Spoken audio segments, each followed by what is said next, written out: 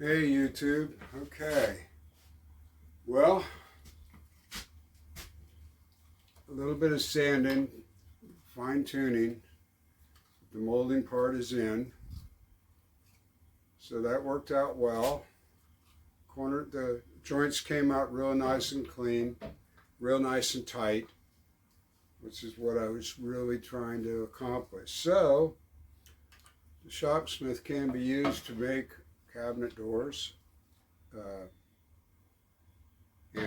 I'll know as I go along and start gluing this in, you know, how close I am to matching what she has. But I've got, like I said, I've got a little bit of sanding to get it to fit in there real fine. And then I think I shot this. I don't remember if I got a video on cutting this plexiglass, but I cut the plexiglass with the Shopsmith. It's doable. Hey YouTube.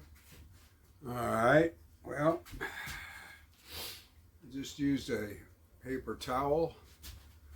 The lighter color was the first stain and the brown is the second stain. And I just did it so it's kind of wet, but here's how it came out. So I believe now what's going to happen, it's wet, so that's why it looks shiny. As soon as it dries, it'll dull down because there's no poly on it right now. But that looks like the oak is going to look once I put a poly coating on it and darken it up just a little bit. I'm going to use this secondary color on here. I guess what I can try, this is wet.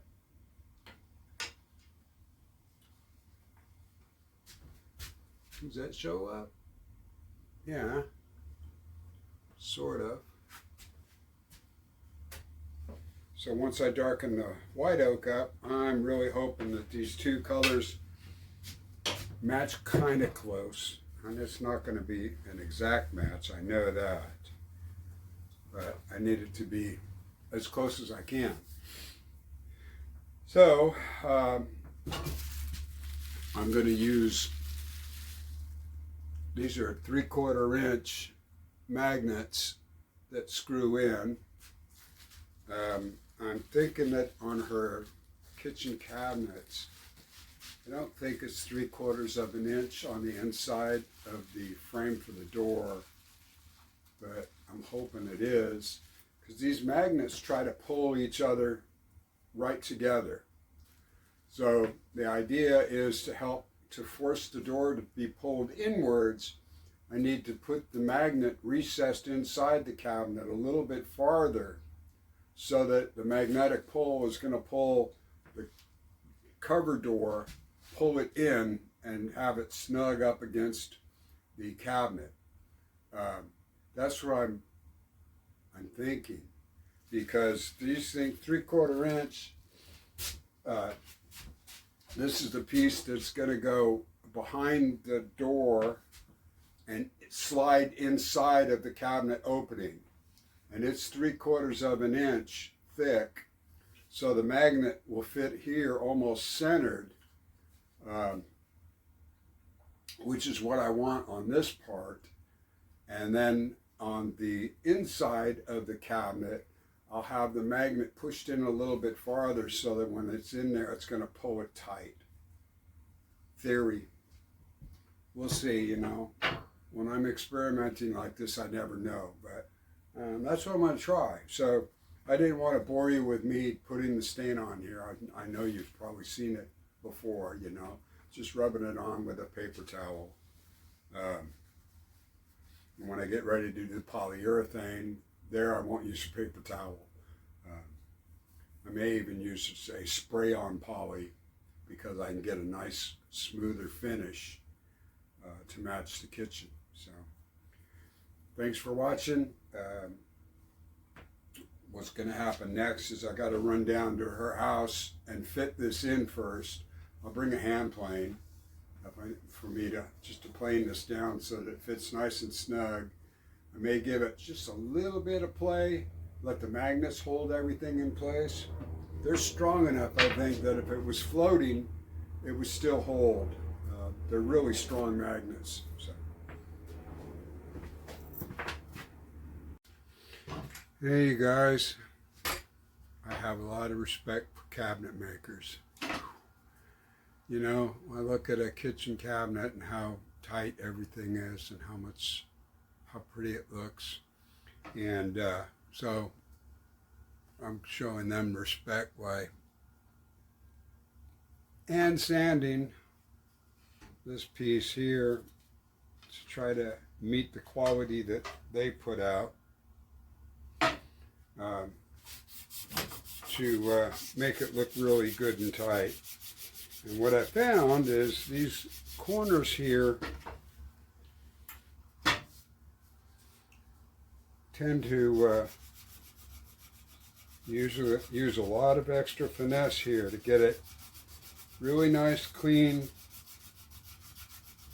so that you can't see the joint. And I've done a pretty good job. This is the part on every project that's so important to get done and done right.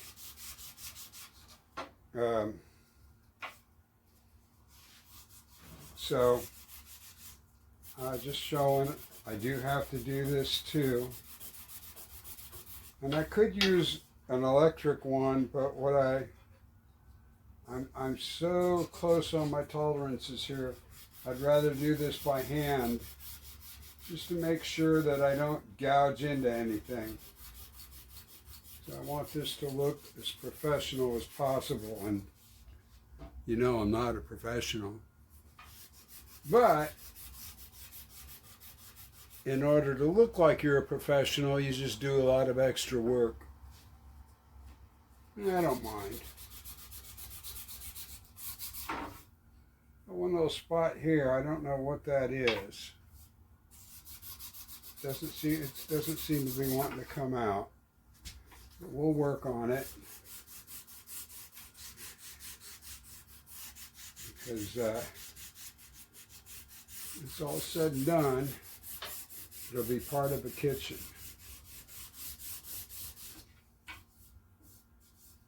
So that's what I'm doing today. I won't bore you with watching me do the whole thing, but see the number 3, and make sure I leave those in there. And the back of it here, the plexiglass will fit into this little rabbet right here. And then the insert into the cabinet opening that'll have the magnets will go on just like that, if you can see that. So this will have the magnets, and here's the magnets I'm going to use, and they will go on. Can you see? Yeah, go on like so. Can you tell? Yeah, see? So it's just gonna fit. And they're strong. Hey YouTube. Okay, we're gonna get set up for our horizontal boring. I got my fence mounted. I have my piece set up. And now we're just going to go ahead and remove our blades, our saw. Everything is shut off. So there's no danger here.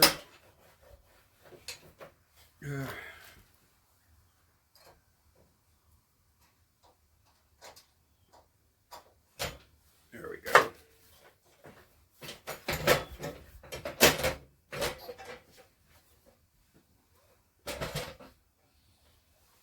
Now we'll put our Jacob Chuck 3/4 inch Forstner bit.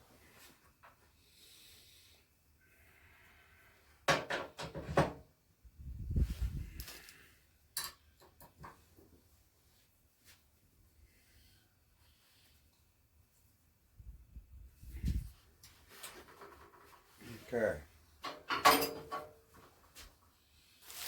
So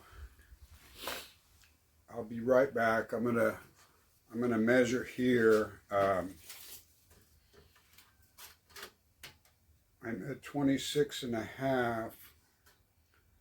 So that would be what, 13 1/4 would be the halfway mark, and half of 13 1/4 will be 6 5/8. So I'm going to come in 6 5/8 from either side and put a magnet.